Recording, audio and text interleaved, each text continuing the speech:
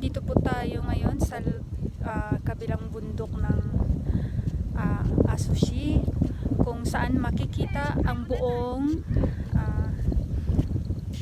lungsod ng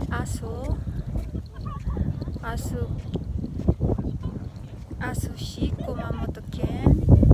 Ito po guys, papakita ko po sa inyo. Maganda po ang view dito at saka ang lakas ng hangin. Ay pakita ko sa inyo.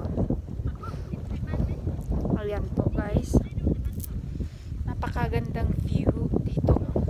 Pag maganda ang panahon guys, ayan po, dito sa kinatatayuan ko, ayan po guys, ang lawak ng lupa ito. Ayan po.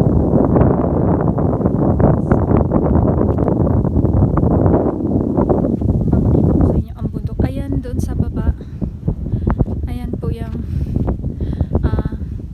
lungsod ng Asushi.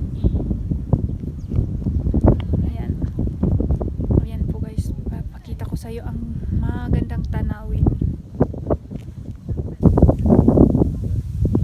po ang lawak ng lupain, green na green, napakaganda po guys.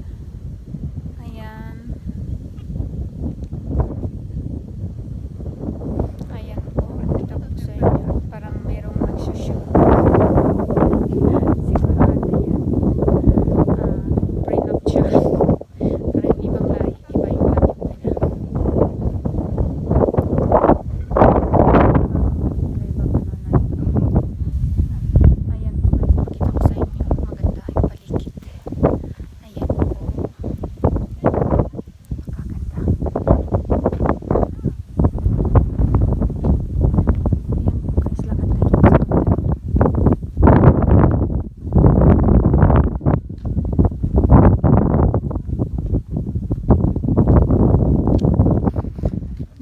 Doon sa syudad na tinitirahan namin,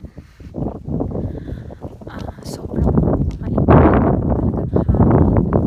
Kahit buksan mo yung lahat ng bintana sa bahay, wala na talagang pasok na hangin, pero dito ang lakas ng hangin, kaya lahat po ng tao dito namamasyal pag mainit ang panahon. Ayan po guys ang view, napakaganda. Yan, pakita ko po sa inyo. Ayan po, sa kabila.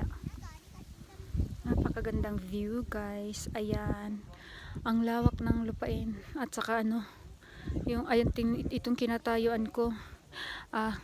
Siguro pag nahuhulog ka at wala kang makapitan, siguro diretso-diretso ka dun sa baba. Kasi paano siya, pababa siya. Ayan.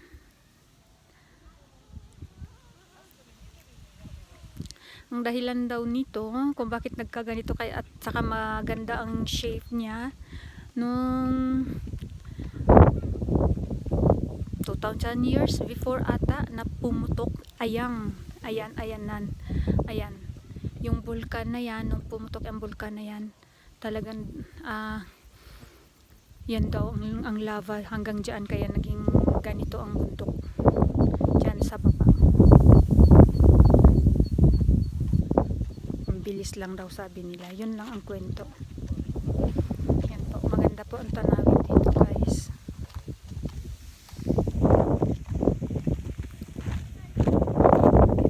Lakad tayo, pakita po.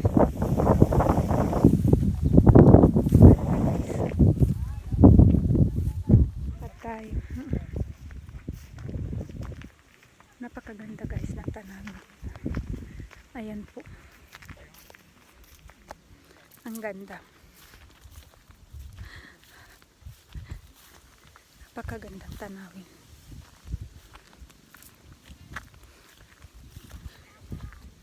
Ang init kasi. Natin yung takip natin. Oops, ang init, ang init, parang na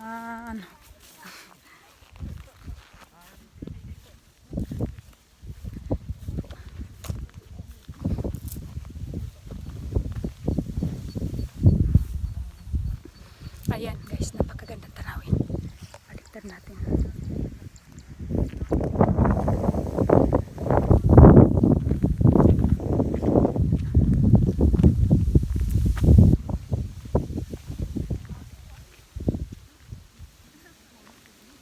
ng tanawin. Sobra.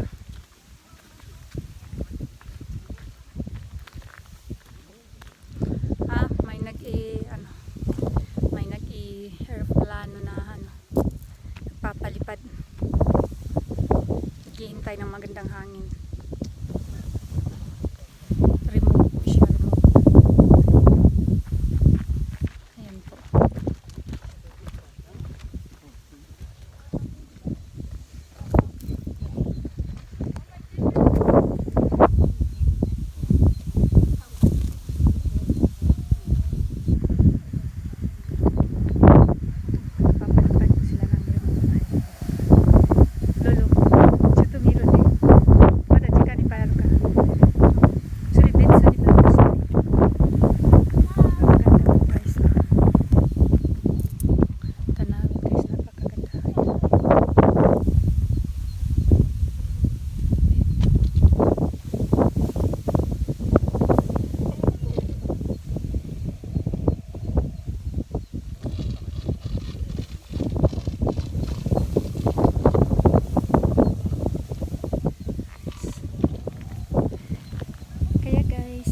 Ayan po.